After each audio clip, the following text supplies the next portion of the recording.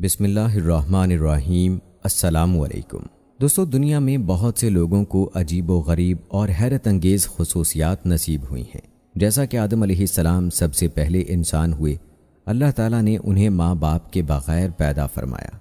عیسیٰ علیہ السلام بن باپ کے پیدا ہوئے۔ نوح علیہ السلام کو 950 سال کی زندگی ملی۔ ابراہیم علیہ السلام کو آگ میں ڈالا گیا تو آگ انہیں جلا نہ سکی۔ اسماعیل علیہ السلام کے گلے پر چھری چلائی گئی تو چھری گلا نہ کاٹ سکی۔ یونس علیہ السلام کو مچھلی کے پیٹ سے زندہ نکالا۔ موسیٰ علیہ السلام سے کوہ طور پر اللہ تعالیٰ نے کلام فرمایا، جبکہ پیارے نبی کریم صلی اللہ علیہ وآلہ وسلم کی تو ہر بات ہی کمال تھی، بلکہ نبی کریم صلی اللہ علیہ وآلہ وسلم کے صحابہ بھی باکمال اور بے مثال شخصیات تھے۔ لہٰذا آج کی اس ویڈیو میں ہم رسول اکرم صلی اللہ علیہ وآلہ وسلم کے ایک انتہائی قریبی ساتھی اور صحابی رسول حضرت ابو بکر صدیق رضی اللہ تعالی عنہ کی زندگی کے مختلف پہلو اور ان کے حیرت انگیز حالات و واقعات کو تفصیل سے بیان کریں گے۔ آج کی ویڈیو میں آپ جانیں گے حضرت ابو بکر صدیق رضی اللہ تعالی عنہ کی پیدائش اور قبول اسلام کا دلچسپ واقعہ، اور دوستو حضرت ابو بکر صدیق رضی اللہ تعالی عنہ نے تبلیغ اسلام میں کس طرح سے کوششیں کی اور کس طرح دین اسلام کی تبلیغ میں حضرت ابو بکر صدیق رضی اللہ تعالی عنہ نے تکالیف برداشت کی، مشقتیں برداشت کیں، اور پھر دین اسلام ہی کے لیے اپنی دولت کو بھی کس طرح سے انہوں نے لوٹایا اور غلاموں کو خرید کر آزاد کیا۔ نبی کریم صلی اللہ علیہ وآلہ وسلم کے لاڈلے ساتھی صدیق اکبر رضی اللہ تعالی عنہ اور نبی کریم صلی اللہ علیہ وآلہ وسلم کے خوبصورت اور دلچسپ واقعات بھی آپ کو سنائیں گے۔ حضرت ابو بکر صدیق رضی اللہ تعالی عنہ کے والد اور ان کی والدہ کا دین اسلام قبول کرنے کا واقعہ بھی آپ کو بتائیں گے۔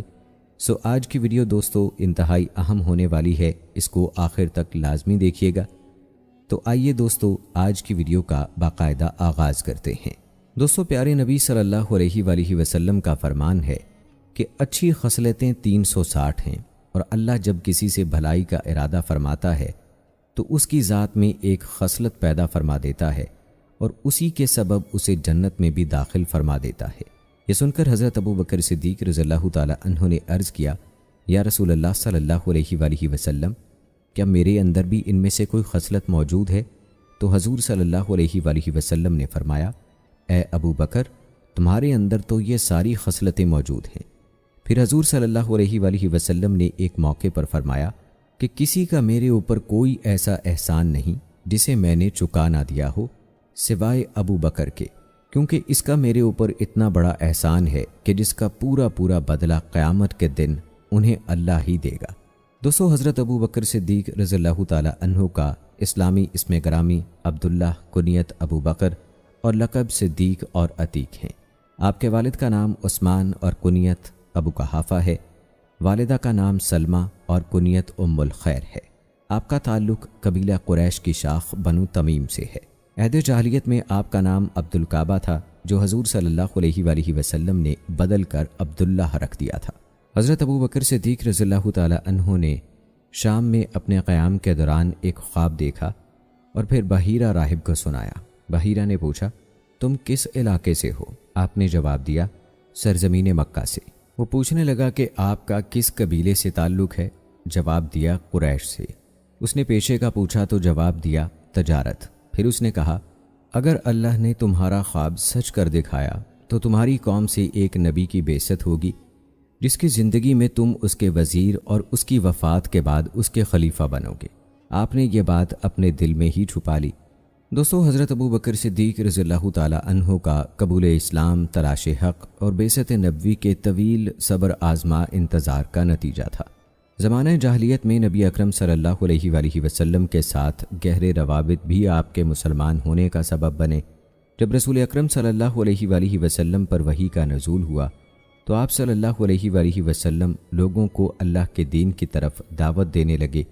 آپ صلی اللہ علیہ وآلہ وسلم نے اس دعوت کے لیے مردوں میں سب سے پہلے حضرت ابو بکر صدیق رضی اللہ تعالی عنہ کا انتخاب فرمایا، کیونکہ آپ صلی اللہ علیہ وآلہ وسلم بعثت سے پہلے ہی اس بات سے بخوبی آگاہ تھے کہ ابو بکر رضی اللہ تعالی عنہ بہترین اخلاق و کردار کے مالک ہیں۔ اسی طرح حضرت ابو بکر صدیق رضی اللہ تعالی عنہ بھی نبی اکرم صلی اللہ علیہ وآلہ وسلم کے صدق و امانت اور خلق عظیم سے اچھی طرح واقف تھے، اور انہیں اس حقیقت کا بخوبی ادراک تھا کہ جو شخص اللہ کی مخلوق کے ساتھ کامل سچائی اور راست بازی کا مظاہرہ کرتا ہے، وہ خالق کائنات کی طرف کوئی جھوٹ کیوں کر منسوب کر سکتا ہے۔ نبی اکرم صلی اللہ علیہ وآلہ وسلم نے سیدنا ابو بکر صدیق رضی اللہ تعالی عنہ کو دعوت دین دیتے ہوئے فرمایا، میں اللہ کا رسول اور نبی ہوں، مجھے اللہ تعالیٰ نے اپنا پیغام پہنچانے کے لیے بھیجا ہے، میں تمہیں اللہ کی طرف سچی دعوت دیتا ہوں، اللہ کی قسم یہ دین حق ہے۔ ابو بکر، میں تمہیں اس ذات کی طرف بلاتا ہوں جو وحدہ لا شریک ہے، تم صرف اسی کی عبادت کرو اور اس کی اطاعت پر قائم رہو۔ سیدنا ابو بکر صدیق رضی اللہ تعالی عنہ نے یہ سنتے ہی فوراً دل و جان سے اسلام قبول کر لیا۔ آپ نے رسول اکرم صلی اللہ علیہ وآلہ وسلم کی نصرت و حمایت کا وعدہ کیا اور اس وعدے کی ہمیشہ پاسداری کی۔ اس لیے آپ کے بارے میں رسول اکرم صلی اللہ علیہ وآلہ وسلم کا ارشاد گرامی ہے، اللہ تعالیٰ نے مجھے تمہاری طرف بھیجا، تم نے کہا کہ تو جھوٹ کہتا ہے، جبکہ ابو بکر نے کہا کہ آپ سچ فرماتے ہیں، اور اس نے جان و مال سے میرا ساتھ دیا، تو کیا تم میری خاطر میرے ساتھی کو اذیت دینے سے باز آ سکتے ہو؟ آزاد مردوں میں سے سب سے پہلے اسلام کا شرف پانے والے حضرت ابو بکر صدیق رضی اللہ تعالی عنہ ہی تھے۔ سیدنا حسان بن ثابت رضی اللہ تعالی عنہ، عبداللہ بن عباس رضی اللہ تعالی عنہ اور اسما بنت ابی بکر رضی اللہ تعالی عنہا اور امام ابراہیم نخعی رحمہ اللہ کا قول ہے کہ سب سے پہلے حضرت ابو بکر صدیق رضی اللہ تعالی عنہ مشرف با اسلام ہوئے۔ حضرت عبداللہ بن عباس رضی اللہ تعالی عنہ کہتے ہیں کہ سب سے پہلے حضرت ابو بکر صدیق رضی اللہ تعالی عنہ نے نماز پڑھی۔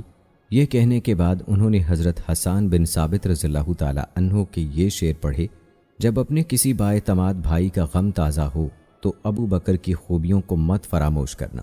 ابو بکر رضی اللہ تعالی عنہ لوگوں میں نبی اکرم صلی اللہ علیہ وآلہ وسلم کے بعد سب سے افضل اور تقوی، عدل اور ایفاء عہد میں سب سے فائق اور برتر تھے۔ آپ رسول اکرم صلی اللہ علیہ وآلہ وسلم کے عالی مقام خلیفہ ہیں اور آپ نے سب سے پہلے رسولوں کی تصدیق کی۔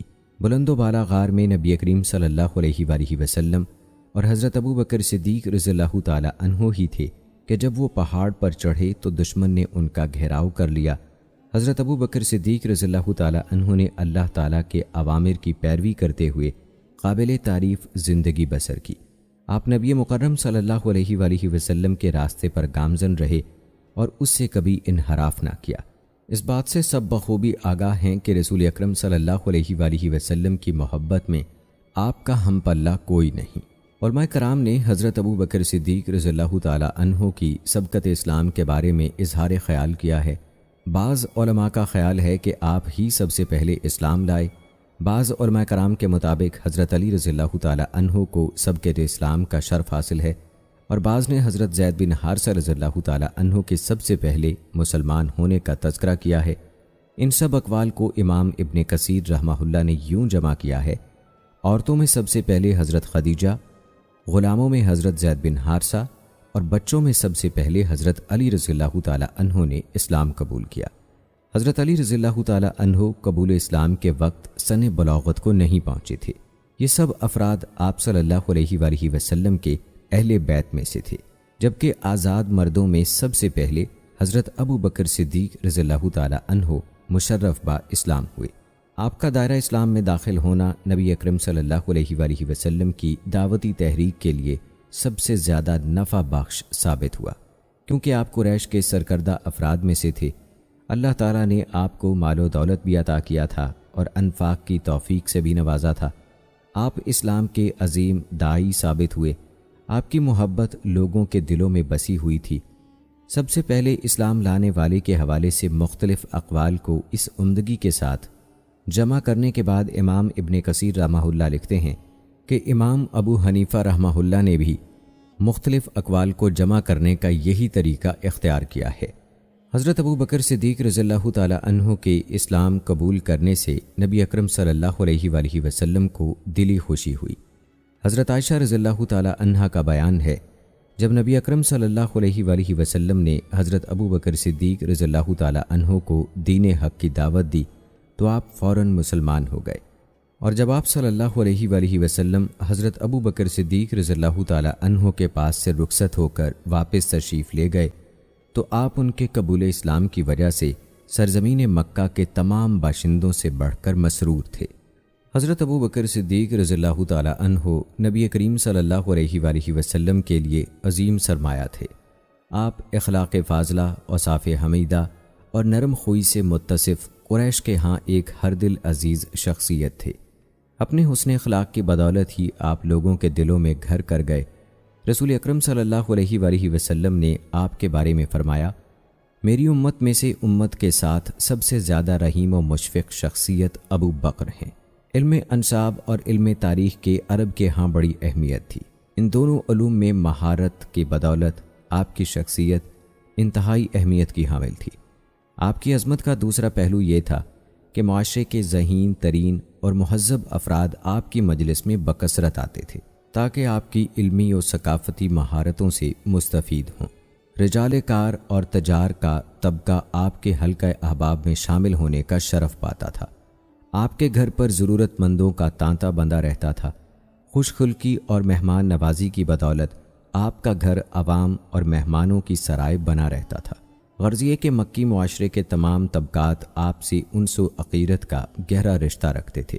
علمی، ادبی اور معاشرتی خوبیوں کی بنا پر آپ کو وہ شرف و مقام حاصل تھا کہ جب آپ نے دعوت اسلام کا آغاز کیا تو فطرت سلیم کے مالک دانش مند افراد نے اسے دل و جان سے قبول کیا۔ دوستو، حضرت ابو بکر صدیق رضی اللہ تعالی عنہ نے اسلام قبول کرنے کے بعد نبی کریم صلی اللہ علیہ وآلہ وسلم کے ساتھ مل کر علم دعوت بلند کیا۔ آپ نے رسول اکرم صلی اللہ علیہ وآلہ وسلم سے یہ تعلیم پائی کہ اسلام عمل، دعوت اور جہاد کا دین ہے۔ مسلمان جب اپنا تن، من، دھن اللہ کے لیے وقف کر دے تبھی اسے کامل ایمان نصیب ہوتا ہے۔ اللہ تعالیٰ کا فرمان ہے، کہہ دیجئے بے شک میری نماز، میری قربانی، میری زندگی اور میری موت سب کچھ اللہ رب العالمین ہی کے لیے ہے، اس کا کوئی شریک نہیں، اور مجھے اسی کا حکم دیا گیا ہے اور میں سب سے پہلا مسلمان ہوں۔ سیدنا ابو بکر صدیق رضی اللہ تعالی عنہ نے دعوتی عمل میں نہایت سرگرمی سے حصہ لیا۔ آپ کی دعوتی تحریک نے معاشرے میں نہایت مؤثر کردار ادا کیا اور عظیم اہداف حاصل کیے۔ آپ اللہ تعالیٰ کے اس ارشاد عالی کی زندہ مثال تھے۔ اللہ تعالیٰ کا فرمان ہے، اے نبی، اپنے رب کے راستے کی طرف حکمت اور اچھے واعظ کے ساتھ دعوت دیجیے اور ان سے احسن طریقے سے بحث کیجیے، بے شک آپ کا رب ہی اس شخص کو خوب جانتا ہے جو اس کی راہ سے بھٹکا، اور وہی ہدایت پانے والوں کو خوب جانتا ہے۔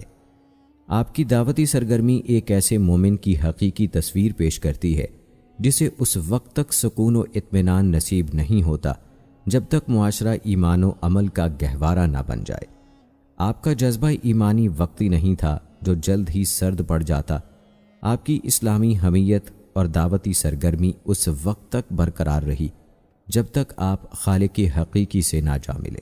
اس میں کسی کمی، کوتاہی یا ضعف و اکتاہٹ کا عنصر شامل نہیں تھا۔ دوستو، سیدنا ابو بکر صدیق رضی اللہ تعالی عنہ کی دعوت کے اولین اثرات و ثمرات اس صورت میں ظاہر ہوئے کہ معاشرے کے بہترین افراد حلقہ بگوش اسلام ہو گئے۔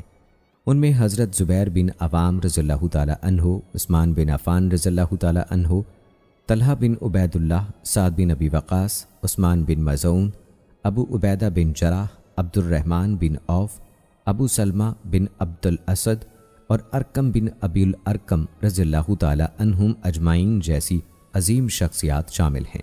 آپ نے ان جانثاران اسلام کو ایک ایک کر کے رسول اکرم صلی اللہ علیہ وآلہ وسلم کی خدمت میں پیش کیا اور وہ مشرف با اسلام ہوتے گئے۔ یہ لوگ اسلامی دعوتی عمارت کی بنیاد اور خشت اول کی حیثیت رکھتے ہیں۔ یہی پہلا گروہ تھا جس نے اسلامی تحریک کو تقویت بخشی، اور ان کے ذریعے سے اللہ تعالیٰ نے دین اسلام کو غلبہ عطا فرمایا، حتیٰ کہ لوگ اللہ کے دین میں گروہ در گروہ داخل ہوتے گئے۔ یہ تمام پیش رو مسلمان اسلام کے داعی تھے، اور ان کے ساتھ سبقت لے جانے والے لوگ ایک ایک دو دو کر کے چھوٹی چھوٹی ٹولیوں کی شکل میں اسلام قبول کرتے چلے گئے۔ یہ لوگ اپنی قلیل تعداد کے باوجود دعوت اسلام اور تحفظ توحید و رسالت کے لیے ایسے مستحکم گروہ کی حیثیت رکھتے تھے جس کی مثال تاریخ اسلام پیش کرنے سے عاجز ہے۔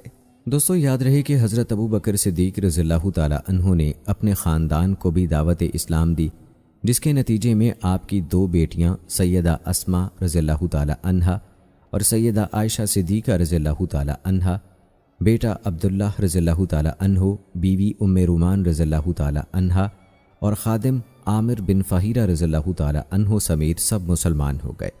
صدیق اکبر رضی اللہ تعالی عنہ ایسی صفات حمیدہ اور اخلاق فاضلہ کے پیکر تھے کہ دعوتی مراحل آسانی سے طے ہوتے گئے۔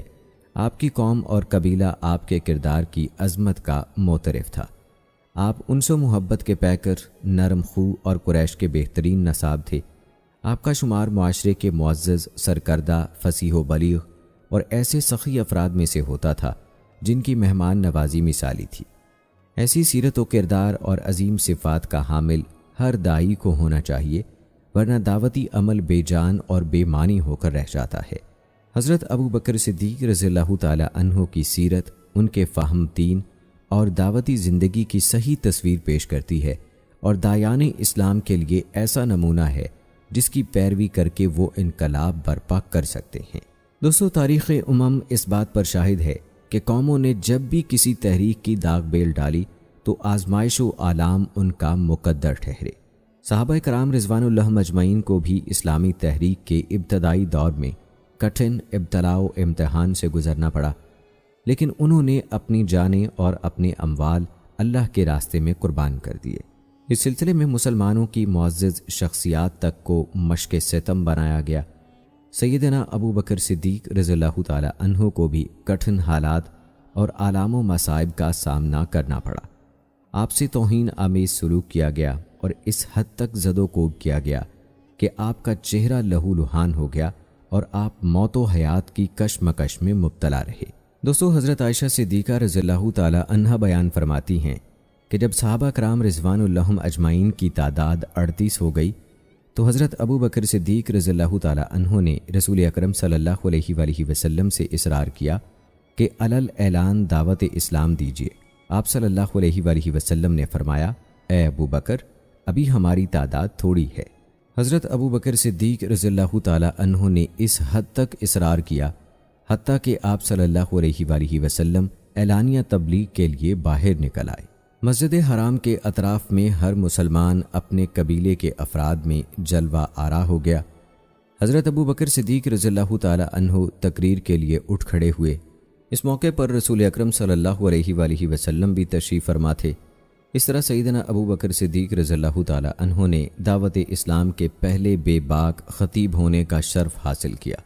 مشرکین حضرت ابو بکر صدیق رضی اللہ تعالی عنہ اور مسلمانوں پر ٹوٹ پڑے۔ انہوں نے حضرت ابو بکر صدیق رضی اللہ تعالی عنہ کو مسجد حرام میں خوب زد و کوب کیا۔ بدبخت عتبہ بن ربیعہ آپ پر پل پڑا۔ اس نے آپ کے چہرے کو شدید ضربوں کا نشانہ بنا کر زخمی کر دیا اور آپ کے جسم کو بھی بری طرح روندا۔ آپ کے قبیلہ بنو تیم کے لوگ بھاگتے ہوئے آئے اور انہوں نے مشرکین سے آپ کی گلو خلاصی کرائی۔ وہ حضرت ابو بکر صدیق رضی اللہ تعالی عنہ کو اٹھا کر ان کے گھر لے گئے۔ آپ کی نازک حالت دیکھ کر انہیں آپ کی موت کا پختہ یقین ہو گیا۔ آپ کو گھر میں چھوڑ کر آپ کی قوم کے افراد واپس مسجد حرام میں آئے اور کہنے لگے، اللہ کی قسم، اگر ابو بکر وفات پا گئے تو ہم عتبہ بن ربیعہ کو قتل کر دیں گے۔ اس کے بعد وہ حضرت ابو بکر صدیق رضی اللہ تعالی عنہ کے پاس لوٹ آئے اور آپ کے والد کے ساتھ مل کر آپ کو ہوش میں لانے اور گفتگو کرنے کی کوشش کرتے رہے، حتیٰ کہ شام کو آپ نے اپنی گفتگو کا آغاز ان الفاظ کے ساتھ کیا کہ رسول اللہ صلی اللہ علیہ وآلہ وسلم کا کیا حال ہے۔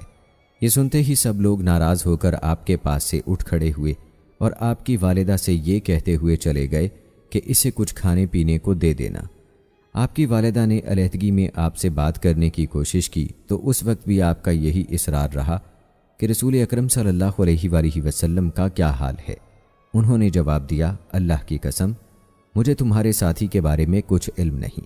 حضرت ابو بکر صدیق رضی اللہ تعالی عنہ نے کہا کہ جاؤ اور ام جمیل بنت خطاب سے رسول اللہ صلی اللہ علیہ وآلہ وسلم کی خیریت دریافت کر آؤ۔ آپ کی والدہ ام جمیل کے پاس آئیں اور کہنے لگیں کہ ابو بکر تم سے محمد بن عبداللہ کے بارے میں پوچھتے ہیں۔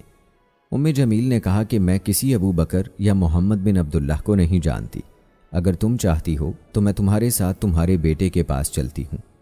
آپ کی والدہ انہیں ساتھ لے کر حضرت ابو بکر صدیق رضی اللہ تعالیٰ عنہ کے پاس پہنچی۔ جمیل نے حضرت ابو بکر صدیق رضی اللہ تعالیٰ عنہ کو شدید زخمی اور اذیت ناک حالت میں دیکھا تو چیخ اٹھیں اور کہنے لگیں، آپ کی فاسق اور کافر قوم نے آپ کی یہ حالت کی ہے، مجھے یقین ہے کہ اللہ تعالیٰ ان سے ضرور انتقام لے گا۔ آپ نے سوال کیا، رسول اکرم صلی اللہ علیہ وآلہ وسلم کا کیا حال ہے؟ جمیل نے کہا، آپ کی والدہ سن رہی ہیں۔ آپ نے کہا کہ ان کی فکر نہ کرو۔ چنانچہ جمیل نے بتایا کہ آپ صلی اللہ علیہ وآلہ وسلم خیر و عافیت سے ہیں۔ صدیق اکبر رضی اللہ تعالیٰ عنہ نے پوچھا کہ رسول اللہ صلی اللہ علیہ وآلہ وسلم اس وقت کہاں ہیں؟ جواب ملا کہ آپ صلی اللہ علیہ وآلہ وسلم اس وقت ابن ارقم کے گھر تشریف فرما ہیں۔ آپ نے کہا، اللہ کی قسم، میں جب تک رسول اکرم صلی اللہ علیہ وآلہ وسلم کی خدمت میں حاضر نہ ہو جاؤں اس وقت تک کچھ کھاؤں گا نہ پیوں گا۔ چنانچہ جب رات گہری اور پرسکون ہو گئی تو دونوں خواتین آپ کو سہارا دے کر رسول اکرم صلی اللہ علیہ وآلہ وسلم کے ہاں لے گئے۔ رسول اکرم صلی اللہ علیہ وآلہ وسلم نے جھک کر آپ کو بوسہ دیا۔ مسلمانوں نے بھی آپ کی خبرگیری کی۔ آپ کی حالت دیکھ کر نبی کریم صلی اللہ علیہ وآلہ وسلم پر شدید رقت طاری ہو گئی۔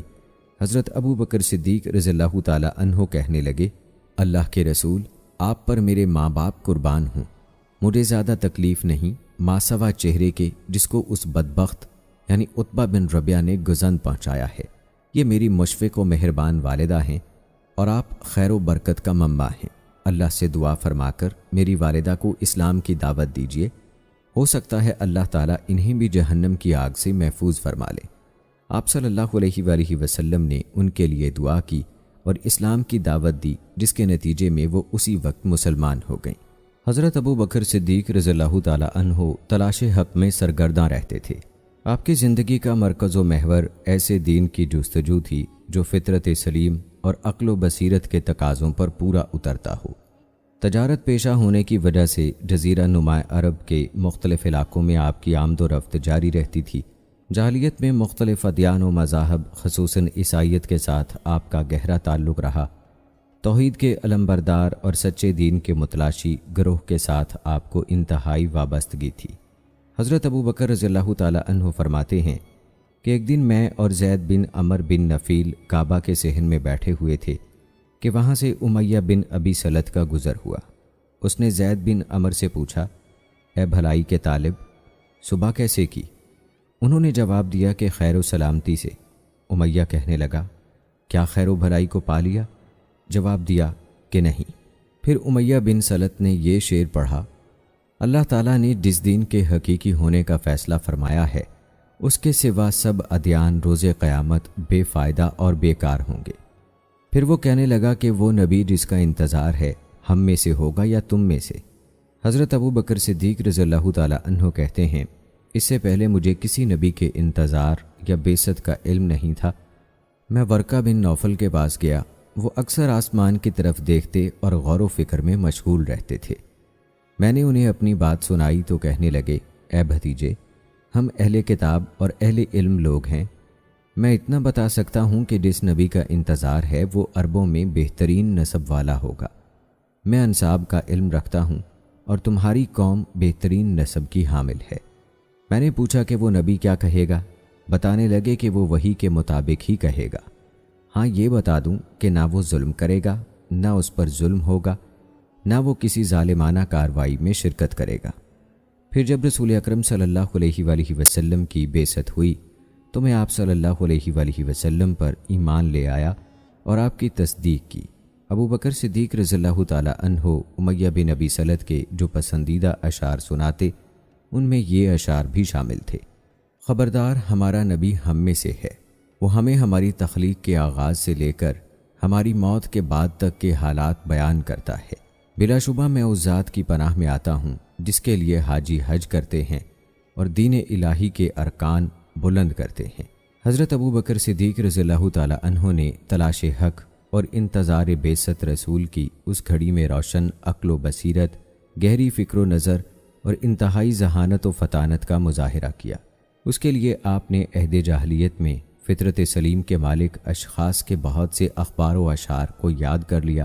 ایک دفعہ رسول اکرم صلی اللہ علیہ وآلہ وسلم نے اپنے صحابہ سے پوچھا، کیا تم میں سے کسی کو قیس بن سعدہ کا کلام یاد ہے جو اس نے عکاظ کے بازار میں پڑھا تھا؟ صحابہ کرام رضوان اللہ اجمعین خاموش رہے۔ حضرت ابو بکر صدیق رضی اللہ تعالی عنہ نے کہا، اے اللہ کے رسول، مجھے یاد ہے میں اس وقت عکاظ کے بازار میں موجود تھا۔ اپنے گندمی اونٹ پر سوار ہو کر قیس بن سعدہ نے کہا تھا، اے لوگو، میری باتیں غور سے سنو اور انہیں یاد رکھو تاکہ تم ان سے مستفید ہو سکو۔ ہر ذی روح کو موت آئے گی اور جو مر گیا وہ گزر گیا۔ جس چیز کو آنا ہے وہ آ کر رہے گی۔ تخلیق آسمان میں ایک عظیم الشان نشانی ہے اور زمین میں عبرتیں موجود ہیں۔ تمہارے لیے زمین کو بصیرت بچھونا بچھایا گیا اور آسمان کو چھت کی طرح بلند کیا گیا ہے۔ ستارے جھلملا رہے ہیں، سمندروں کا پانی ہرگز گہرائی میں نہیں جائے گا، رات تاریک ہے، آسمانوں میں برج موجود ہیں۔ کس اس بات پر قسم اٹھاتا ہے کہ اللہ کا ایک دین ہے جو اسے تمہارے اس دین سے زیادہ پسندیدہ ہے جس پر تم اب ہو۔ کیا وجہ ہے کہ لوگ کوچ کر جاتے ہیں اور واپس نہیں آتے؟ کیا وہ وہیں پڑاؤ پر راضی ہو گئے ہیں یا سب کچھ چھوڑ چھاڑ کر سو گئے ہیں؟ پھر اس نے یہ اشعار کہے، میں نے موت کی ایسی گھاٹیاں دیکھیں جن سے واپسی کا کوئی راستہ نہیں، اور میں اپنی قوم کے چھوٹے بڑے سبھی لوگوں کو دیکھا کہ اس کی طرف لپکتے جا رہے ہیں، تو مجھے یقین ہو گیا کہ بلا شبہ مجھے بھی وہیں جانا ہے جہاں میری قوم چلی گئی ہے۔ ایسی عمدہ ترتیب اور لفظ و معنی کی پوری صحت کے ساتھ قیس بن سعدہ کا پرانا کلام اتنی سہولت سے نقل کرنا زبردست قوت حافظہ کے مالک سیدنا ابو بکر صدیق رضی اللہ تعالی عنہ ہی کا ترائے امتیاز تھا۔ دوستو، یہ عظیم واقعہ اپنے دامن میں ہر اس مسلمان کے لیے نہایت قیمتی اسباق اور عبرتوں کو سموئے ہوئے ہے جو صحابہ کرام رضوان اللہ اجمعین کے نقش پا سے رہنمائی حاصل کرنا چاہتے ہیں۔ کفار و مشرکین کے سامنے اسلام کی اعلانیہ دعوت و تبلیغ کی تمنا حضرت ابو بکر صدیق رضی اللہ تعالی عنہ کی قوت ایمانی اور بہادری کی بہت بڑی دلیل ہے۔ اسلام کی دعوت دینے پر آپ اتنا ہولناک تشدد کیا گیا کہ آپ کی موت یقینی نظر آتی تھی۔ یقیناً اپنی جان سے بڑھ کر اللہ تعالیٰ اور اس کے رسول صلی اللہ علیہ وآلہ وسلم کی محبت آپ کے رگ و پے میں سرایت کر چکی تھی۔ قبول اسلام کے بعد آپ پرچم توحید اور لا الہ الا اللہ محمد الرسول اللہ کی ندا کو نہایت بلند و بالا دیکھنا چاہتے تھے، چاہے اس کی قیمت آپ کو اپنی جان کی صورت ہی میں ادا کرنی پڑے۔ واقعہ یہ ہے کہ آپ نے توحید اور اسلام کی خاطر اپنی زندگی کا نذرانہ پیش کرنے سے بھی گریز نہیں کیا۔ کفر و شرک سے آلودہ جاہلی معاشرے میں دعوت اسلام کے اظہار و اعلان پر حضرت ابو بکر صدیق رضی اللہ تعالی عنہ کا اصرار اس مقصد کی طرف اشارہ کرتا ہے کہ لوگوں کو دین حق کی عظمت سے آگاہ کیا جائے جس کی تاثیر دلوں کی دنیا بدل دیتی ہے۔ حالانکہ آپ کو بخوبی علم تھا کہ اس جرت کا نتیجہ آلام و مصائب اور آزمائشیں ہی ہیں۔ اس جذبے کا محرک صرف یہ تھا کہ آپ اسلام کی خاطر اپنی متاع حیات کو بھی قربان کرنے پر تلے بیٹھے تھے۔ زخموں کی شدت سے نڈھال ہونے کے باوجود کھانے پینے کی پرواہ کیے بغیر سب سے پہلے رسول اکرم صلی اللہ علیہ وآلہ وسلم کے بارے میں استفسار، آپ کے حالات جاننے پر اصرار اور آپ کی خدمت میں حاضر ہونے کا شدید اظہار اس حقیقت کی واضح دلیل ہے کہ حضرت ابو بکر صدیق رضی اللہ تعالی عنہ کو اللہ اور اس کے رسول کی محبت کے مقابلے میں خود اپنی زندگی ناقابل توجہ دکھائی دیتی تھی۔ ایسی بے مثال محبت ہر مسلمان کے لیے عظیم نمونہ ہے اور اسی کا عملی جلوہ ہماری زندگی میں نظر آنا چاہیے۔ دوستو، یہ واقعہ عہد جاہلیت میں قبائلی تعصب کی ایک جھلک بھی پیش کرتا ہے۔ ان لوگوں میں قومی اور قبائلی تعصب اس حد تک تھا کہ آپ کے قبیلے والوں نے عقیدہ و دین میں اختلاف کے باوجود نہ صرف حضرت ابو بکر صدیق رضی اللہ تعالی عنہ سے حسن سلوک کا مظاہرہ کیا بلکہ آپ کی امکانی موت کے نتیجے میں انتقاماً عتبہ کو قتل کرنے کی دھمکی بھی دے دی۔ دوستو، یہ واقعہ حضرت ام جمیل بنت خطاب رضی اللہ تعالی عنہا کا اعلیٰ اور ناقابل فراموش کردار بھی ظاہر کرتا ہے۔ اسلامی دعوتی تحریک کی خاطر عقل و بصیرت کا قابل تحسین مظاہرہ کرتے ہوئے سیدنا ابو بکر صدیق رضی اللہ تعالی عنہ کی والدہ ام الخیر کے استفسار کے باوجود ان کا یہ کہنا کہ میں کسی ابو بکر یا محمد بن عبداللہ کو نہیں جانتی مصلحت وقت کا عین تقاضا تھا۔ حضرت ابو بکر صدیق رضی اللہ تعالی عنہ کی والدہ ام الخیر اس وقت مسلمان نہیں تھیں اور جمیل اپنے اسلام کو مخفی رکھنا چاہتی تھیں، اسی لیے وہ رسول اکرم صلی اللہ علیہ وآلہ وسلم کے بارے میں بات کو چھپا گئیں، مبادا الخیر مشرکین کی جاسوس ہوں، لیکن انہیں حضرت ابو بکر صدیق رضی اللہ تعالی عنہ کی خیر و سلامتی کی بھی فکر تھی، اسی لیے انہوں نے آپ کے پاس جانا چاہا۔ سیدنا ابو بکر صدیق رضی اللہ تعالی عنہ کے ہاں پہنچ کر بھی جمیل نے نہایت احتیاط اور مصلحت سے کام لیا تاکہ رسول اکرم صلی اللہ علیہ وآلہ وسلم کی شخصیت اور اسلامی تحریک کو کوئی گزند نہ پہنچے۔ جب انہیں پوری طرح اطمینان ہو گیا تبھی انہوں نے آپ کو نبی کریم صلی اللہ علیہ وآلہ وسلم کے بارے میں خبر دی۔ حضرت ابو بکر صدیق رضی اللہ تعالی عنہ کی رسول اکرم صلی اللہ علیہ وآلہ وسلم کی خدمت میں حاضری کے لیے رات کے گہرے اور پرسکون ہونے کے بعد نکلنے سے ابتدائی دعوت اسلام میں فتنوں اور آزمائشوں کی شدت اور ان سے بچنے کی احتیاطی تدابیر کا بھی اندازہ ہوتا ہے۔ دوستو، حضرت ابو بکر صدیق رضی اللہ تعالی عنہ کا اپنی والدہ کے ساتھ حسن سلوک اور ان کے مسلمان ہو جانے کی شدید خواہش کا اندازہ آپ کے اس قول سے ہوتا ہے کہ اے اللہ کے رسول، یہ میری والدہ مجھ پر نہایت مشفق و مہربان ہیں اور آپ خیر و برکت کا منبع ہیں، ان کے لیے ہدایت کی دعا کیجیے اور انہیں اسلام کی دعوت دیجیے، ہو سکتا ہے اللہ تعالیٰ انہیں بھی جہنم کی آگ سے محفوظ فرما لے۔ یقیناً یہ اللہ تعالیٰ کے عذاب سے خوف اور اس کی رضا و مغفرت کے حصول کا جذبہ تھا۔ حضرت ابو بکر صدیق رضی اللہ تعالی عنہ کی والدہ اللہ کے نبی کی دعا اور دعوت سے دائرہ اسلام میں داخل ہو گئیں۔ اس سے اللہ تعالیٰ کی بے پایاں رحمت اور انعام و احسان کا بھی اندازہ ہوتا ہے۔ نبی اکرم صلی اللہ علیہ وآلہ وسلم کے قریبی اور خاص ساتھی ہونے کی وجہ سے حضرت ابو بکر صدیق رضی اللہ تعالی عنہ صحابہ کرام رضوان اللہ اجمعین میں سب سے زیادہ فتنوں اور آزمائشوں کا شکار رہے۔ آپ صلی اللہ علیہ وآلہ وسلم کو جہاں بھی مشق ستم بنانے کی کوشش کی جاتی، سیدنا ابو بکر صدیق رضی اللہ تعالی عنہ وہاں جان کی بازی لگا کر دشمن اور آپ صلی اللہ علیہ وآلہ وسلم کے درمیان ایک مضبوط چٹان بن کر حائل ہو جاتے اور آپ کی جگہ خود تکالیف و مصائب خندہ پیشانی سے برداشت کرتے۔ یہ سب آزمائشیں دین اسلام کے دفاع کی بدولت تھیں، ورنہ آپ کا شمار اپنی قوم کے سرکردہ افراد میں ہوتا تھا جو عقل و بصیرت اور خیر و بھلائی میں اپنی مثال آپ تھے۔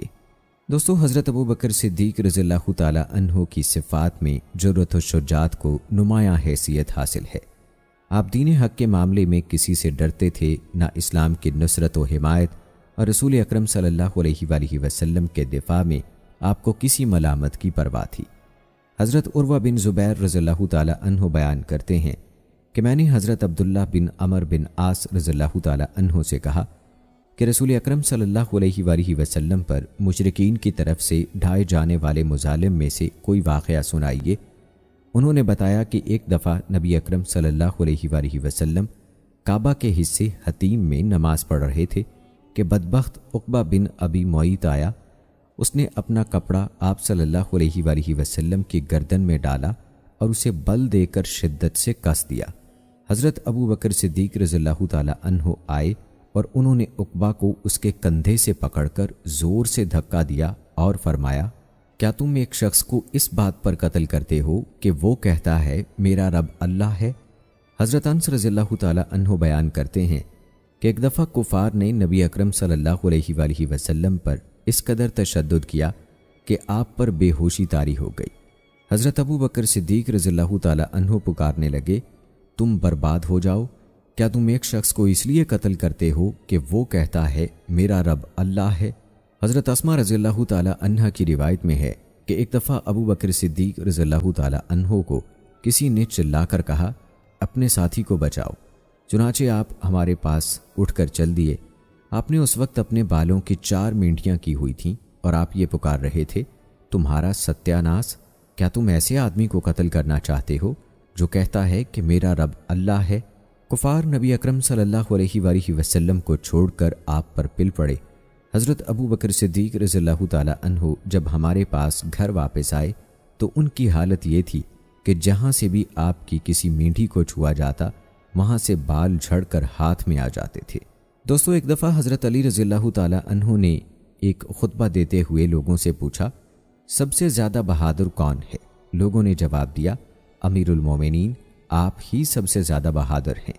حضرت علی رضی اللہ تعالیٰ عنہ نے فرمایا، مجھے تو جب کسی نے دعوت مبارزت دی تبھی میں نے اس سے مقابلہ کیا، لیکن حضرت ابو بکر صدیق رضی اللہ تعالیٰ عنہ بہادری میں بھی سب سے آگے تھے۔ ہم نے ایک غزوے میں نبی اکرم صلی اللہ علیہ وآلہ وسلم کے لیے خیمہ نصب کیا۔ ہم نے کہا، رسول اکرم صلی اللہ علیہ وآلہ وسلم کی حفاظت کون کرے گا تاکہ مشرکین میں سے کوئی آپ پر حملے کی جرأت نہ کر سکے؟ اللہ کی قسم، صرف ابو بکر صدیق رضی اللہ تعالیٰ عنہ ہی تھے جو اپنی تلوار لہراتے ہوئے آگے بڑھے۔ جو بھی رسول اللہ صلی اللہ علیہ وآلہ وسلم کی طرف لپکتا، ابو بکر اسی پر پل پڑتے۔ یقیناً آپ سب سے زیادہ شجاع تھے۔ پھر فرمانے لگے کہ میں نے ایک دفعہ نبی اکرم صلی اللہ علیہ وآلہ وسلم کو اس حالت میں دیکھا کہ کفار قریش نے آپ کو گھیر رکھا تھا۔ کوئی آپ کو زد و کوب کر رہا تھا تو کوئی آپ کو جھنجھوڑ رہا تھا، اور وہ لوگ چلا چلا کر کہہ رہے تھے، کیا تو نے تمام معبودوں کی جگہ ایک ہی الہ کو لا کھڑا کیا ہے؟ اللہ کی قسم، ابو بکر کے علاوہ کوئی آگے نہ بڑھا۔ آپ نے سب کو اکھاڑ پچھاڑ کر رکھ دیا۔ آپ نے کسی کو پرے مارا، کسی کو دھکیلا اور کسی کا گریبان پکڑ کر ہٹایا۔ اس حالت میں آپ کہتے رہے، تم ہلاک ہو جاؤ۔ کیا تم ایسے آدمی کو مارنا چاہتے ہو جو کہتا ہے کہ میرا رب اللہ ہے؟ پھر حضرت علی رضی اللہ تعالیٰ عنہ نے اپنے اوپر سے چادر ہٹا دی اور زاروں کے تار رونے لگے، حتیٰ کہ آپ کی داڑھی مبارک آنسوؤں سے تر ہو گئی۔ پھر فرمایا، اللہ کی قسم، مجھے بتاؤ، کیا آل فرعون میں سے ایمان لانے والا آدمی بہتر تھا یا ابو بکر صدیق رضی اللہ تعالیٰ عنہ بہتر ہیں؟ سب لوگ خاموش رہے۔ آپ رضی اللہ تعالیٰ عنہ نے فرمایا، اللہ کی قسم، ابو بکر کی زندگی کی ایک گھڑی آل فرعون کے مومن آدمی کی پوری زندگی سے بہتر ہے۔ اس آدمی نے اپنے ایمان کو چھپایا اور ابو بکر صدیق رضی اللہ تعالیٰ عنہ نے ڈنکے کی چوٹ پر اپنے ایمان کا اظہار و اعلان کیا۔ یہ روشن مثال حق و باطل، ہدایت و گمراہی اور ایمان و کفر کے درمیان کشمکش کو ظاہر کرتی ہے۔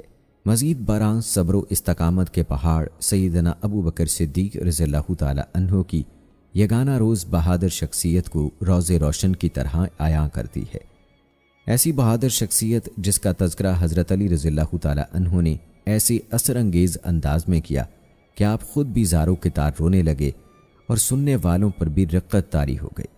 حضرت ابو بکر صدیق رضی اللہ تعالیٰ عنہ دفاع اسلام کی خاطر رسول اکرم صلی اللہ علیہ وآلہ وسلم کے بعد سب سے پہلے اذیت اٹھانے والے، تحفظ ناموس رسالت کے پیکر اور اسلام کے سب سے پہلے داعی تھے۔ سیدنا ابو بکر صدیق رضی اللہ تعالیٰ عنہ نبی کریم صلی اللہ علیہ وآلہ وسلم کے لیے دائیں بازو کی حیثیت رکھتے تھے۔ آپ نے خدمت رسول، دعوت اسلام اور نو مسلموں کی تعلیم و تربیت کے لیے خود کو وقف کر دیا۔ حضرت ابو ذر رضی اللہ تعالیٰ عنہ اپنے قبول اسلام کی داستان بیان کرتے ہوئے کہتے ہیں، حضرت ابو بکر صدیق رضی اللہ تعالیٰ عنہ نے کہا، اے اللہ کے رسول، مجھے آج رات ابو ذر کی میزبانی کرنے دیجیے۔ بعد ازاں آپ نے حضرت ابو ذر رضی اللہ تعالیٰ عنہ کی مدارت کرتے ہوئے طائف کے انگوروں اور دیگر میووں سے تواضع کی۔ دعوت اسلام میں حضرت ابو بکر صدیق رضی اللہ تعالیٰ عنہ رسول اکرم صلی اللہ علیہ وآلہ وسلم کی اس طرح ہم نشیں رہے کہ اپنے لیے خطرات مول لینے میں انہیں کوئی پس و پیش نہ تھی، لیکن نبی اکرم صلی اللہ علیہ وآلہ وسلم کے دفاع کے معاملے میں آپ بے حد حساس تھے۔ جب دشمنان اسلام آپ صلی اللہ علیہ وآلہ وسلم کو کوئی گزند پہنچانے کی کوشش کرتے تو ابو بکر صدیق رضی اللہ تعالیٰ عنہ سیسا پھیلائی ہوئی دیوار بن کر آپ صلی اللہ علیہ وآلہ وسلم کے سامنے یہ کہتے ہوئے حائل ہو جاتے کہ تم پر ہلاکت ہو، کیا تم اس لیے ان کے در پہ ہو کہ یہ ایک اللہ کو اپنا رب مانتے ہیں؟ کفار نبی اکرم صلی اللہ علیہ وآلہ وسلم کو چھوڑ کر آپ کو آڑے ہاتھوں لیتے اور آپ کی اہانت اور مار دھاڑ میں حد سے تجاوز کر جاتے۔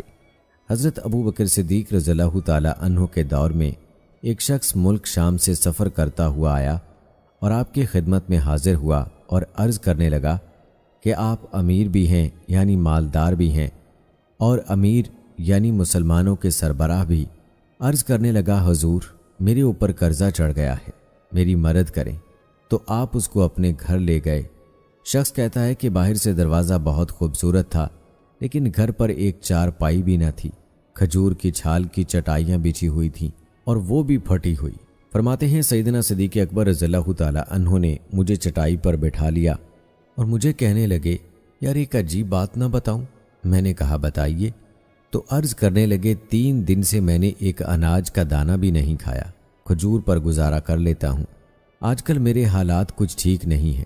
تو شخص کہنے لگا، حضور میں اب پھر کیا کروں؟ میں تو بہت دور سے امید لگا کر آیا تھا۔ تو فرمانے لگے، تو عثمان غنی کے پاس جا۔ شخص کہنے لگا، مجھے تو بہت سارے پیسے چاہیے ہیں۔ تو آپ نے فرمایا، تیری سوچ وہاں ختم ہوتی ہے جہاں سے عثمان کی سخاوت شروع ہوتی۔ تو جو سوچتا ہے اتنے ملیں گے، تیری سوچ ختم ہوتی ہے وہاں سے عثمان کی سخاوت شروع ہوتی ہے، تو جا ان کے پاس۔ شخص کہنے لگا، آپ کا نام لوں کہ مجھے امیر المومنین نے بھیجا ہے؟ تو فرمانے لگے، اس کی ضرورت ہی نہیں پڑے گی، صرف اتنا بتانا کہ میں مقروض ہوں اور رسول اللہ صلی اللہ علیہ وآلہ وسلم کا نوکر ہوں۔ وہ شخص کہنے لگا کہ وہ دلیل حوالہ مانگیں گے۔ فرمایا، عثمان سخاوت کرتے وقت دلیل یا حوالے نہیں مانگتے۔ عثمان اللہ کی راہ میں دیتے ہوئے تفتیش نہیں کرتا، اور سخاوت کرتے وقت ٹٹولنا عثمان کی عادت نہیں۔ وہ شخص کہتا ہے، میں چلا گیا، پوچھتے پوچھتے دروازے پر دستک دی۔ حضرت عثمان غنی رضی اللہ تعالیٰ عنہ کے اندر سے بولنے کی آواز آ رہی تھی۔ اپنے بچوں کو ڈانٹ رہے تھے کہ یار تم لوگ دودھ کے اندر شہد ملا کر پیتے ہو، خرچہ تھوڑا کم کرو، اتنا خرچہ بڑھا دیا ہے، دودھ میٹھا شہد بھی میٹھا، ایک چیز استعمال کر لو، تم کوئی بیمار تھوڑی ہو۔ شخص کہتا ہے، میں نے کہا ابو بکر تو بڑی باتیں بتا رہے تھے، یہاں تو دودھ اور شہد پر لڑائی ہو رہی ہے، اور مجھے تو کئی ہزار دینار چاہیے، کیا یہ دے دے گا؟ شخص کہتا ہے کہ میں ابھی یہی سوچ رہا تھا کہ اندر سے دروازہ کھلنے کی آواز آئی۔ وہ باہر آئے اور میں نے کہا، السلام علیکم۔ انہوں نے سلام کا جواب دیا اور وہ سمجھ گئے کہ میں مسلمان ہوں، اور مخاطب ہو کر کہنے لگے، معاف کرنا، بچوں کو ذرا ایک بات سمجھنی تھی، آنے میں دیر ہو گئی۔ ان کا پہلا جملہ ان کے بڑے پن کا مظاہرہ کر رہا تھا۔ پھر دروازہ کھولا اور مجھے انہوں نے گھر بٹھایا، اور میرے لیے جو پہلی چیز پیش کی گئی وہ دودھ میں شہد ڈال کر دیا گیا، اور پھر کھجور کا حلوہ پیش کیا۔ شخص کہتا ہے کہ میرے دل میں خیال آیا، عجیب شخص ہے، گھر والوں کے ساتھ جھگڑا کر رہے تھے، ایک چیز استعمال کیا کرو، میرے لیے 3 چیزیں آ گئی ہیں۔ لیکن ابھی میرا تصور جمع نہیں تھا۔ میں نے دل میں خیال کیا، اتنا تگڑا نہیں جتنا ابو بکر صدیق رضی اللہ تعالیٰ عنہ نے بتایا ہے۔ وہ شخص کہتا ہے کہ کھانے پلانے کے بعد پوچھنے لگے، کیسے آئے ہو؟ میں نے کہا، میں مسلمان ہوں اور ملک شام کے گاؤں کا رہنے والا ہوں، اور کچھ کاروباری مشکلات آئی تو مقروض ہو گیا ہوں، اور میرے اوپر قرضہ ہے، اور مجھے کچھ پیسوں کی حاجت ہے۔ کہنے لگا، تو میں نے کچھ پیسے کہا تو انہوں نے ایک آواز دی، تو ایک غلام اونٹ پر سامان لدا ہوا لے کر حاضر ہوا۔ شخص کہتا ہے کہ مجھے 3000 اشرفیاں چاہیے تھیں، ابھی میں نے یہ بتایا نہیں تھا۔ کیا حضرت عثمان غنی رضی اللہ تعالیٰ عنہ کہنے لگے کہ اس اونٹ پر تیرے لیے، تیرے گھر والوں کے لیے میں نے کپڑے اور کھانے پینے کا سامان اور 6000 اشرفیاں رکھوا دی ہیں، اور تو پیدل آیا تھا، اب اونٹ لے کر جانا۔ شخص کہنے لگا، میں نے فوراً سے کہا، حضور یہ اونٹ انہیں واپس کرنے کون آئے گا؟ حضرت عثمان رضی اللہ تعالیٰ عنہ فرمانے لگے، واپس کرنے کے لیے دیا ہی نہیں، یہ تحفہ ہے، تو لے جا۔ شخص کہتا ہے کہ میں کہاں سے چلا تھا ڈھونڈتا ہوا، اور پھر مدینے میں آیا، اور جب مدینے میں آیا تو اللہ نے مجھے جھولی بھر کے عطا فرمایا۔ کہتا ہے میری آنکھوں میں آنسو آ گئے، اور میں نے کہا، حضور صلی اللہ علیہ وآلہ وسلم آپ نے تو مجھے میری ضرورت سے کہیں بڑھ کر نواز دیا ہے، معاف کیجیے گا، میں سوچ رہا تھا دودھ شہد پر تو گھر میں لڑائی ہو رہی ہے۔ تو حضرت عثمان رضی اللہ تعالیٰ عنہ نے کہا کہ اللہ نے جو پیسے عثمان کو دیے ہیں، اور اس لیے نہیں دیے کہ عثمان کی اولادیں عیش مستی کرتی پھریں، میرے مالک نے مجھے نوازا ہے تاکہ میں محمد عربی صلی اللہ علیہ وآلہ وسلم کے نوکروں کی نوکری کروں۔ شخص کہتا ہے میں دروازے تک گیا تو میں نے کہا شکریہ۔ کہتا ہے ابھی میں نے بتایا نہیں تھا کہ مجھے ابو بکر صدیق رضی اللہ تعالیٰ عنہ نے بھیجا ہے، کہ آپ فرمانے لگے کہ شکریہ ابو بکر صدیق کا ادا کرنا جس نے تجھے یہ راستہ دکھایا ہے۔ شخص کہتا ہے کہ میں نے کہا حضور آپ کو تو میں نے بتایا ہی نہیں، کہ مجھے تو فوراً آپ رضی اللہ تعالیٰ عنہ مسکرا کر فرمانے لگے چھوڑو، آپ کا کام ہو گیا، اس تفصیلات میں نہ پڑو۔ سبحان اللہ، یہ شان ہے خدمتگاروں کی، سرکار کا عالم کیا ہوگا۔ یقین کیجیے امت مسلمہ اس بات پر متفق ہے کہ انبیاء و مرسلین علیہ السلام کے بعد تمام انسانیت میں سب سے افضل و اشرف ذات خلیفہ اول سیدنا ابو بکر صدیق رضی اللہ تعالی عنہ کی ہے۔ آپ کے فضائل و مناقب کے بیان کے لیے سمندر جیسا علم اور پہاڑوں جیسا فضل درکار ہے، مگر یہ بات آپ کے شرف کے لیے کافی ہے کہ رسول اللہ صلی اللہ علیہ وآلہ وسلم کی حیات طیبہ میں جو شخصیت اسلام کی خدمت میں سب سے زیادہ پیش رہی، جس کی جان، مال اور خاندان نے سب سے زیادہ نبی رحمت عالم صلی اللہ علیہ وآلہ وسلم کو نفع پہنچایا، وہ آپ ہی کی ذات گرامی ہے۔ آپ کی ذات شرافت و نجات اور اسلام میں آپ کے مرتبہ و کمال سے ہر معمولی علم رکھنے والا مسلمان بھی بخوبی واقف ہے۔ اسلام سے پہلے بھی بت پرستی اور شراب نوشی سے اجتناب، سب سے پہلے قبول اسلام کا شرف واقعہ ہجرت میں آپ صلی اللہ علیہ وآلہ وسلم کے ہمراہی ہر رائے میں حضور صلی اللہ علیہ وآلہ وسلم کے ساتھ فطری اتفاق و اتحاد، مصلی رسول پر آپ صلی اللہ علیہ وآلہ وسلم کی حیات طیبہ میں 17 نمازوں کی امامت، خلافت بلا فصل کا مرتبہ، مرتدین و منکرین زکوٰۃ کے ساتھ قتال اور قرآن پاک کو جمع کرنے کا ایسے اعزازات ہیں جن کو مسلمانوں کا بچہ بچہ جانتا ہے۔ حضرت انس بن مالک رضی اللہ تعالی عنہ سے روایت ہے کہ نبی کریم صلی اللہ علیہ وآلہ وسلم مہاجرین و انصار صحابہ کرام رضوان اللہ اجمعین کی مجلس میں تشریف لایا کرتے تھے، بیٹھے ہوتے اور ان میں حضرت ابو بکر صدیق رضی اللہ تعالی عنہ اور حضرت عمر رضی اللہ تعالی عنہ بھی موجود ہوتے۔ ان صحابہ کرام رضی اللہ تعالی عنہم میں سے کوئی بھی آپ صلی اللہ علیہ وآلہ وسلم کی طرف نظریں اٹھا کر نہیں دیکھتا تھا، سوائے حضرت ابو بکر رضی اللہ تعالی عنہ اور حضرت عمر رضی اللہ تعالی عنہ کے۔ پس یہ دونوں حضور صلی اللہ علیہ وآلہ وسلم کی طرف دیکھا کرتے تھے اور حضور نبی اکرم صلی اللہ علیہ وآلہ وسلم ان دونوں کی طرف دیکھا کرتے۔ وہ دونوں آپ صلی اللہ علیہ وآلہ وسلم کی طرف دیکھ کر مسکراتے تھے اور آپ صلی اللہ علیہ وآلہ وسلم ان دونوں کی طرف دیکھ کر تبسم فرمایا کرتے تھے۔ دوستو، دعوت اسلام کے پھیلتے ہی رسول اکرم صلی اللہ علیہ وآلہ وسلم اور صحابہ کرام کو کفار قریش کی طرف سے انتہائی تکلیفوں اور آزمائشوں کا سامنا کرنا پڑا، خاص طور پر ضعیف مسلمانوں کو ان کے عقیدہ و دین سے برگشتہ کرنے، انہیں دوسروں کے لیے نمونہ عبرت بنانے اور اپنے غیظ و غضب کی آگ ٹھنڈی کرنے کے لیے کفار نے ہر طرح کے ہتھ کنڈے استعمال کیے۔ حضرت بلال رضی اللہ تعالی عنہ بھی ان افراد میں سے ایک تھے جنہیں اسلام کی خاطر اذیت ناک مراحل سے گزرنا پڑا۔ ان کے دفاع کے لیے ان کا کوئی قبیلہ یا سہارا نہ تھا۔ ایسے انسان کی جاہلی معاشرے میں کوئی قدر و قیمت نہ تھی۔ روزگار زندگی میں ان کا صرف یہی کردار تھا کہ آقا کی خدمت و اطاعت شعاری میں دن رات وقف رہیں اور جانوروں کی طرح بیکاؤ مال کی حیثیت سے زندگی گزاریں۔ ایسے لوگوں کو آزادی فکر دینا عہد جاہلیت میں انتہائی گھناؤنا جرم تصور کیا جاتا تھا، لیکن ایک ایسی دعوتی تحریک جس نے غلامی کے شکار دل و دماغ پر صبح آزادی کی دستک دی اور جس کی بدولت معاشرے کے مظلوم طبقے نے اپنے آقاؤں اور آباؤ اجداد کے خود ساختہ رسوم و رواج اپنے پاؤں تلے راؤند ڈالے، یہی دعوت حضرت بلال رضی اللہ تعالی عنہ جیسے بے قیمت غلام کے دل میں جاگوزی ہوئی اور انہیں بحر ظلمات سے نکال کر ایک روشن ستارہ بن گئی۔ نبی اکرم صلی اللہ علیہ وآلہ وسلم کے جانثار حضرت بلال رضی اللہ تعالی عنہ کے دل میں جب ایمان کے شگوفے پھوٹے تو اس کا علم ان کے آقا امیہ بن خلف کو بھی ہو گیا۔ اس نے حضرت بلال رضی اللہ تعالی عنہ کو کبھی دھمکا کر اور کبھی حرص و طمع کا سبز باغ دکھا کر اسلام سے برگشتہ کرنے کی کوشش کی، لیکن حضرت بلال رضی اللہ تعالی عنہ کے عزم و استقلال میں مزید اضافہ ہوتا چلا گیا۔ بدبخت امیہ نے غیظ و غضب سے دوچار ہو کر آپ کو دردناک سزائیں دینے کی ٹھان لی۔ چنانچہ ایک دن اور ایک رات بھوکا پیاسا رکھنے کے بعد وہ دوپہر کے وقت سخت گرمی کے عالم میں آپ کو صحرا میں لے گیا۔ تپتی ہوئی سخت گرم ریت پر آپ کو پشت کے بل لٹا کر اس نے آپ کے سینے پر ایک بھاری پتھر رکھوا دیا، پھر کہنے لگا، تمہیں ہمیشہ اسی حالت میں رکھا جائے گا حتیٰ کہ تم مر جاؤ یا محمد کا انکار کر کے دوبارہ لات اور عزا کی پرستش کر دو۔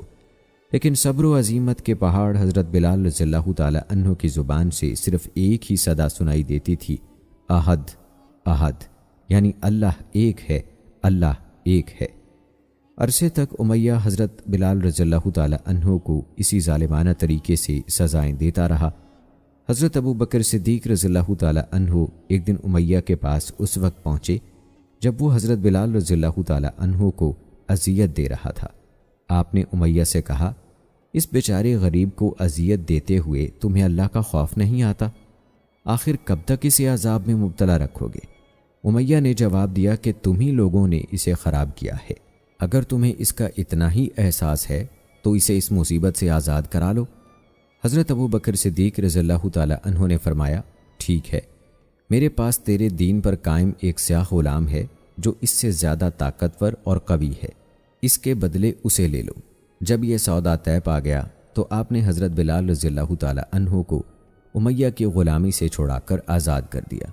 ایک روایت کے مطابق حضرت ابو بکر صدیق رضی اللہ تعالی عنہ نے 7 یا 40 اوقیہ سونا دے کر حضرت بلال رضی اللہ تعالی عنہ کو آزاد کرایا۔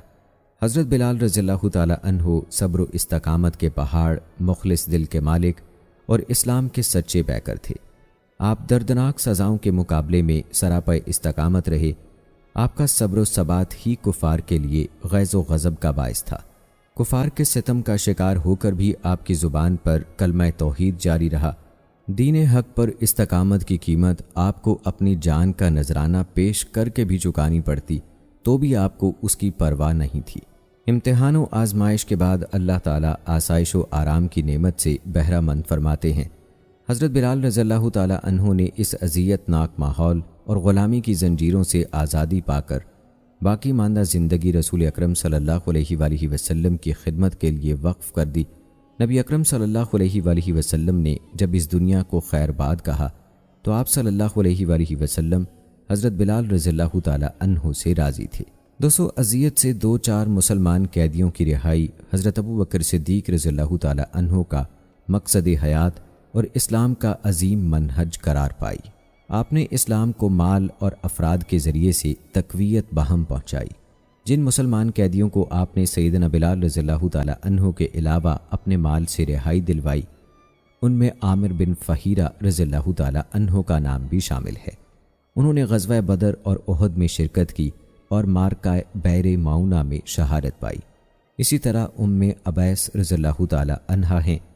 یہ قریظ بن ربیہ بن حبیب ابن عبد شمس کی بیوی تھیں۔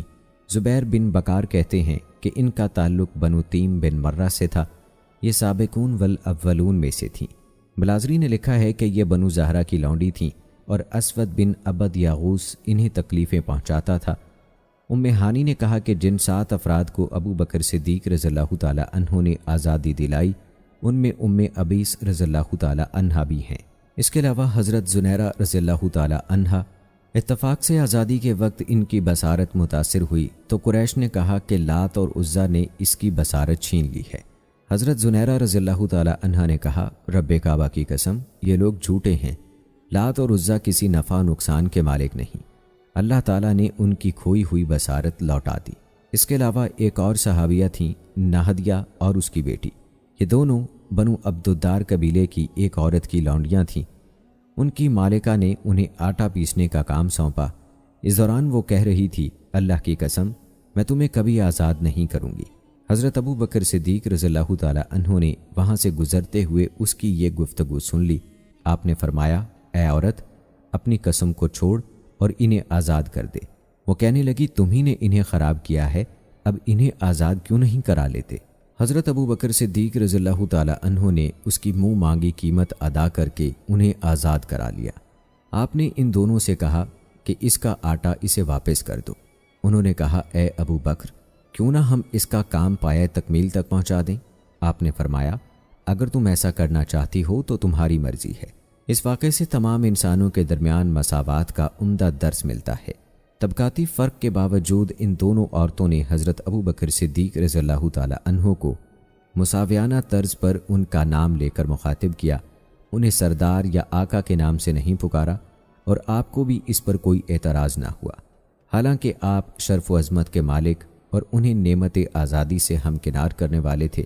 اس واقعے سے اس امر کا بھی اندازہ ہوتا ہے کہ اسلام کی بدولت وہ لونڈیاں کس قدر عظیم اخلاق کی مالک تھیں۔ اگر وہ چاہتی تو آزادی کے بعد اپنی مالکہ کا کام ادھورا چھوڑ دیتی اور آٹے کو اسی حالت میں رہنے دیتی جو ہوا کی نظر ہو کر ضائع ہو جاتا یا پرندوں اور حیوانوں کی غذا بن جاتا، لیکن یہ ان کا حسن اخلاق تھا کہ انہوں نے آزادی پانے کے بعد بھی اپنی سابقہ مالکہ کا کام پورا کر دیا۔ اسی طرح دوستو بنو مومل قبیلے کی ایک مسلمان لونڈی کا واقعہ بھی شامل ہے۔ حضرت ابو بکر صدیق رضی اللہ تعالی عنہ ایک دفعہ بنو مومل قبیلے کی ایک مسلمان لونڈی کے پاس سے گزرے جس کو عمر بن خطاب رضی اللہ تعالی عنہ جو کہ ابھی مسلمان نہیں ہوئے تھے اذیت دے رہے تھے تاکہ وہ اسلام سے برگشتہ ہو جائے۔ جب عمر بن خطاب اس کو مار مار کر تھک گئے تو کہنے لگے، میں نے تمہیں تھکن اور اکتاہٹ کی وجہ سے مارنا چھوڑا ہے۔ وہ لونڈی کہنے لگی، اللہ تعالیٰ ہی نے تمہیں اس حالت میں مبتلا کیا ہے۔ حضرت ابو بکر صدیق رضی اللہ تعالی عنہ نے اسے خرید کر آزاد کر دیا۔ دوستو یہ تھی سیدنا ابو بکر صدیق رضی اللہ تعالی عنہ کے عظیم کردار کی ایک جھلک۔ آپ نے غلاموں کی اسیری کی بندشیں کھول دیں اور انہیں صعوبتوں سے آزاد کرایا۔ اسی لیے آپ اپنی قوم میں صلہ رحمی، تنگ دستوں، بے کسوں کی داد رسی، مہمان نوازی اور مصیبت زدہ لوگوں کے معاون و مددگار کی حیثیت سے مشہور و معروف تھے۔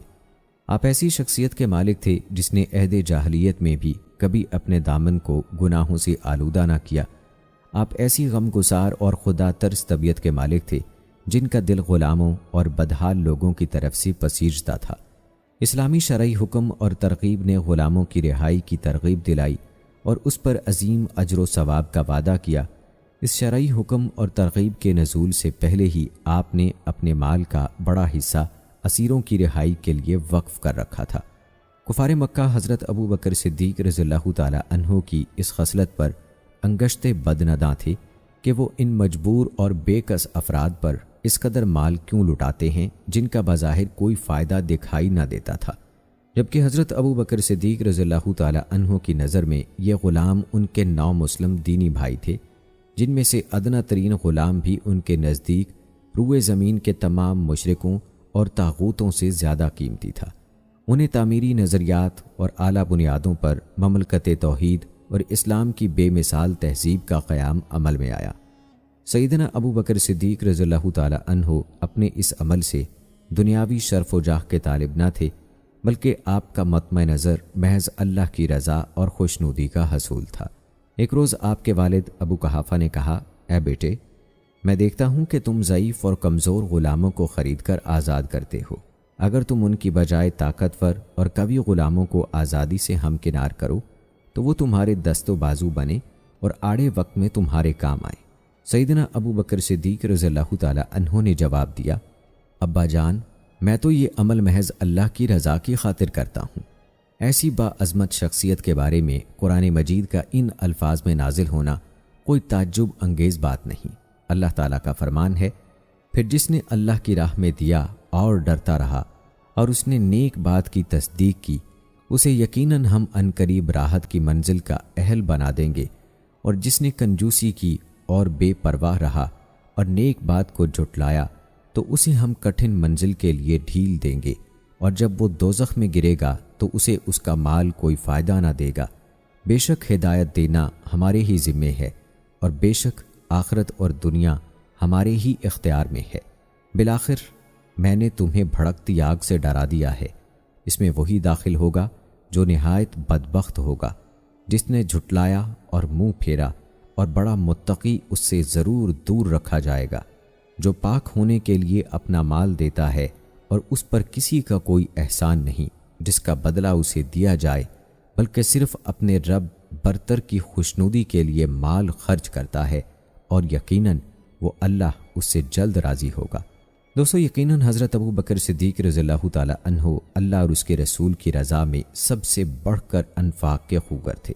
قرون اولیٰ کی اسلامی جماعت کے افراد کا آپس میں اس طرح کا مضبوط رشتہ ان کی انتہائی عظمت و رفت اور جود و کرم پر دلالت کرتا ہے۔ یہی آزاد کردہ غلام اسلامی فکر و عقیدے کے حامل بن کر ایسا گروہ ثابت ہوئے جنہوں نے اپنی زندگیوں کو اسلام کی تبلیغ، دفاع اور جہاد کے لیے وقف کر دیا۔ سیدنا ابو بکر صدیق رضی اللہ تعالی عنہ کا انہیں آزادی سے ہمکنار کرنا عظمت اسلام اور ان کی بلندی کردار کی عظیم مثال ہے۔